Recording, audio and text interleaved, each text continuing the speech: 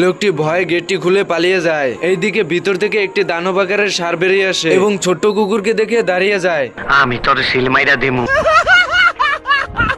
তুমি কি পাগল হইলে না মাথা খারাপ? এইদিকে ষাঁড় ছোট্ট কুকুরকে পাত্তা না দিয়ে বড় কুকুরের কাছে চলে যায়, আর বড় কুকুর ষাঁড়কে পেয়ে ম্যাজিক দেখানো শুরু করে দেয়। আসুন আমাদের গাড়ির নিকট, দেখুন আমাদের মলমগুলো।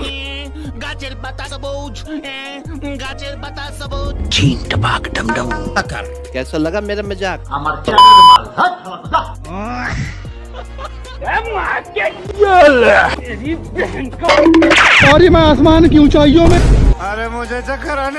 কুকুরকে দর্শকের থেকে সম্মান নেওয়া দেখে ষাঁড় দৌড়ে চলে আসে।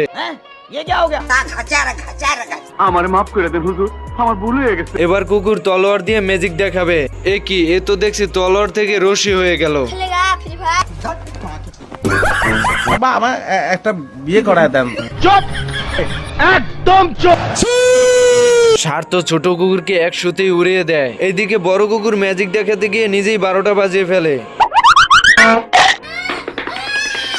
বলদ কুকুর তো কোনোভাবেই ষাঁড়কে কন্ট্রোলে আনতে পারতেছে না। এরপর কুকুর ষাঁড়কে আসতে দেখে দরজার কাছে গিয়ে দরজা খুলে দেয়। আমার জন্য এটা কোনো ব্যাপারই না, কোনো ব্যাপার না। এদিকে ষাঁড় দরজা চিপা থেকে বেরিয়ে কুকুরকে খুঁজতে থাকে।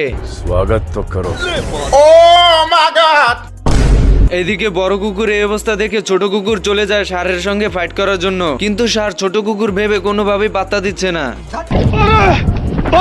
ষাঁড় কুকুরকে পাত্তা না দেওয়াতে ছোট কুকুর কাঁদতে থাকে। এইদিকে ষাঁড় কুকুরকে কাঁদতে দেখে হাসতে থাকে। ষাঁড়ের এত হাসি দেখে কুকুর রেগে গিয়ে ষাঁড়কে বলতে থাকে, আওয়াজ এত উঁচা কেন বাতি যা, খবর কি?